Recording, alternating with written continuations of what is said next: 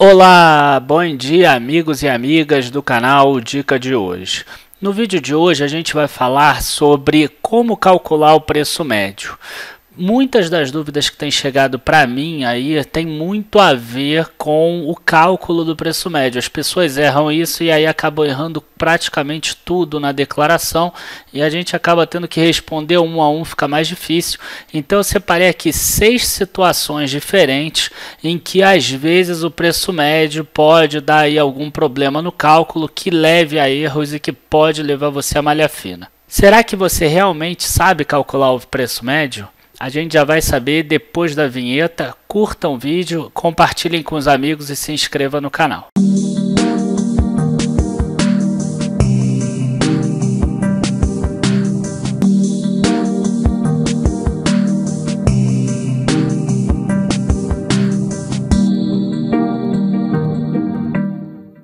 Bom, pessoal, eu queria lembrar a vocês que a gente na semana passada fez um hangout, um webinar para falar apenas sobre declaração de imposto de renda. A gente trouxe um escritório de contabilidade especializado nisso, a Opus Contabilidade. Então, se você ainda não viu, eu vou colocar aqui em cima para vocês poderem ver. E aí a gente começa o cálculo de preço médio aí com a primeira situação. Nessa primeira situação, a gente vai falar sobre o jeito mais simples de todos de calcular o preço médio. Então, você tem lá 1.000 ações de Itaúsa, por exemplo, a R$10. Então, você gastou R$10.000 e aí você realmente, em outro dia, você comprou 500 ações de Itaúsa, ela já tinha subido de preço, estava R$10,90. Então, você gastou mais R$5.450. O que eu gosto sempre de usar é o seguinte, eu pego o total de ações e eu pego o meu custo total e aí eu divido os dois. A gente vai ver que isso faz muita diferença para a gente. Então, o custo total dessas duas operações, R$15.450, total de ações, 1.500 ações, um dividido pelo outro, preço médio de R$10,30, como está aparecendo aqui. A gente poderia incluir também aí as taxas de corretagem, esse preço médio subiria um pouco, o custo total teu subiria um pouco também e seria interessante aí para você ter um lucro menor na venda que geraria menos imposto de renda. Aí a gente vai para a segunda situação que está aparecendo aqui, que é exatamente quando a pessoa acaba fazendo um day trade e é sem querer às vezes. Então a pessoa vai lá, comprou 1.000 ações de Itaúsa a R$10 em algum momento lá atrás, então ela tem 10.000, e aí em um determinado dia ela queria, por exemplo, vender 500 ações de Itaúsa, mas ela acabou comprando, ela digitou errado lá. Então ela comprou 500 ações de Itaúsa a R$10,90, e aí a ação subiu, e aí ela pensou assim, puxa, que bom, ela subiu. Então, no mesmo dia, ela vende a R$11,30. E aí, muita gente tem feito cálculo de preço médio, do 10 com R$10,90 e tirado aí do 11,30. E isso está errado, porque você comprou e vendeu no mesmo dia. Isso é uma operação day trade, não entra aí no cálculo com a outra carteira que você tem.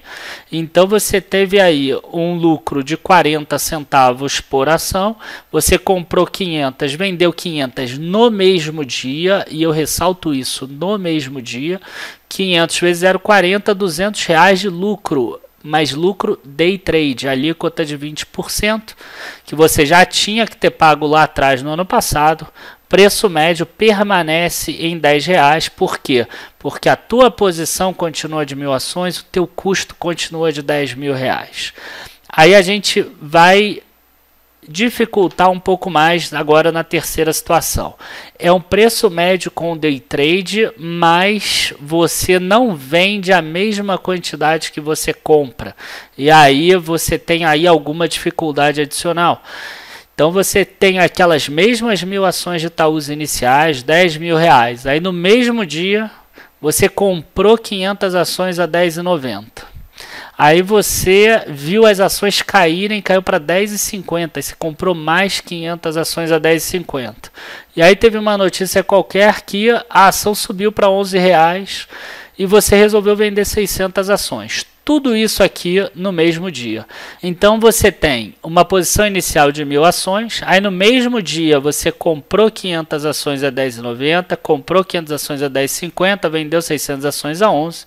Então você tem que dividir em duas partes. Você tem a parcela que é day trade, ou seja, você comprou 600 ações e vendeu 600 ações, e tem a parte que vai para a posição final da carteira, que são 400 ações. Então você vai tirar o preço médio dessas duas compras aqui, 10,90 e 10,50. Eu de propósito botei a mesma quantidade nas duas para o preço médio ficar mais fácil, 10,70. Então você vendeu 600 a 11, lucro de 0,30 vezes 600, R$180 no day trade, e a posição final da carteira tua são aquelas mesmas 1.000 ações com custo de R$10.000, 400 ações com preço médio de 10,70, posição final 1.400 ações com custo de R$14.280. O que eu vejo às vezes é muita gente fazer um erro que é, já que eu comprei primeiro essas 500 ações, eu vou botar 10,90 dessas 500, mais 10,50 dessas, que aí eu aumento o meu preço médio, então meu imposto que eu vou pagar agora do day trade é um pouco menor. Isso está errado. Você comprou no mesmo dia, você faz o preço do dia, o preço da venda, e você faz aqui a diferenciação dos dois, ok? Vamos para a situação número 4, que é exatamente subscrição de ações. Como vocês podem ver aqui na foto, em 2017, no dia 13 de fevereiro de 2017, Itaúsa fez uma subscrição igual ela está fazendo agora esse ano, mas no ano passado você comprava cada ação a R$ 6,10. Então ela emitiu aí algumas ações, na verdade foi 1,61%. A pessoa tem 1.000 ações a R$10, isso dá R$10.000. Vamos imaginar agora que ela gastou R$4,54 entre taxas e corretagens, o que dá R$10.004,54, como está aparecendo aqui. Como ela tinha 1,61% de direitos, ela teve direito a subscrever 16 ações. Vamos imaginar que ela subscreveu no ano passado essas 16 ações a R$ 6,10. Subscrição de ação não tem custo de taxas nem de corretagem. Então é exatamente 16 vezes 6,10. Ela gastou R$ 97,60. Total de ações 1.016, custo total, a soma dos dois, daquele 10.454 mais 97,60, que dá 10.102,14, o preço médio aí de 9,94. Se você não colocasse as taxas e corretagens, também daria 9,94, só que na terceira casa decimal aí daria uma diferença. Então vale a pena sempre botar as taxas e corretagens que você pode aumentar na hora da compra e você pode diminuir na hora da venda, porque isso reduz aí o teu lucro e vai reduzir depois consequentemente o teu imposto de renda. Aí a gente vai para o quinto caso, a quinta situação, que é exatamente a bonificação de ações. A gente tem aqui a Cielo. Cielo, a gente percebe por essa foto que ela faz uma bonificação aí todos os anos. Itaúsa também fazia, e chegou um determinado ano que ela não fez mais. Então isso não significa que Cielo irá fazer esse ano. O que a gente tem que mostrar aqui é o seguinte: a bonificação é de 20%, ou seja, a pessoa que tem 1.000 ações vai ganhar 200 ações, a pessoa que tem 500 ações vai ganhar 100 ações. Lembrando que isso foi no ano passado, 12 de abril de 2017. A gente só lança no imposto de renda aquilo que a gente ganhou e fez de transação até 31 de 12 de 2017. E a gente vê aqui um custo unitário atribuído de R$ 2,65. Eu vou explicar rapidinho o que é esse custo unitário atribuído, porque essa é a diferença para o caso número 6 de desdobramento. A gente vai ver aqui que para Cielo emitir essas ações de bonificação, que foram 452 milhões de bonificação, ele aumentou o capital social de 3 bilhões e meio para 4 bilhões e 700 milhões, com um aumento de 1 bilhão e 200 milhões de capitalização aí de reserva de lucros.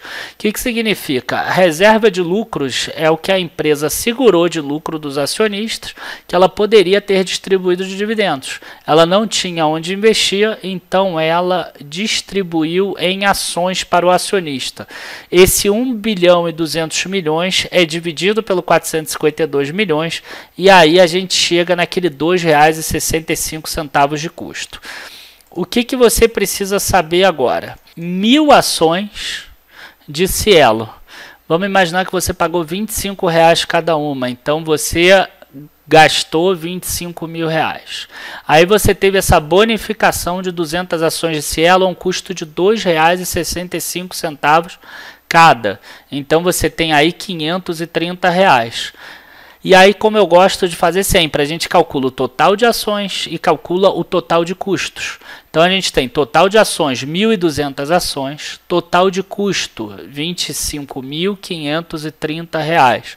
Veja que, nesse caso, você não colocou nada do teu dinheiro para comprar essas 200 ações, mas existe um custo atribuído.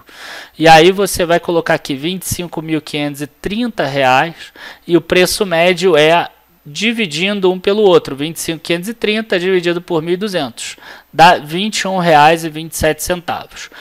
Como você aumentou R$ 530 que você não colocou do teu dinheiro, como você faz a compensação? Você faz nesse campo aqui número 18 de rendimentos isentos e não tributáveis que tem lá na tua declaração de imposto de renda. Nesse campo aqui você vai botar o valor de R$ 530 referente às 200 ações com o custo atribuído de R$ 2,65. Então toda a conta fecha. Você vai já receber de rendimentos isentos R$ 530 porque você está aumentando no teu custo lá esses mesmos R$ 530 que você não colocou do teu dinheiro. E aí a gente vai finalmente para a sexta situação, que é o desdobramento de ações.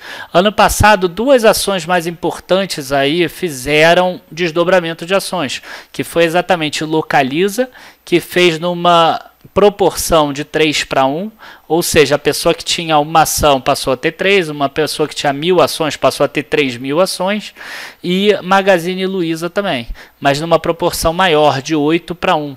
Uma pessoa que tinha uma ação passou a ter 8 ações, uma pessoa que tinha 1.000 ações passou a ter 8.000 ações de Magazine Luiza.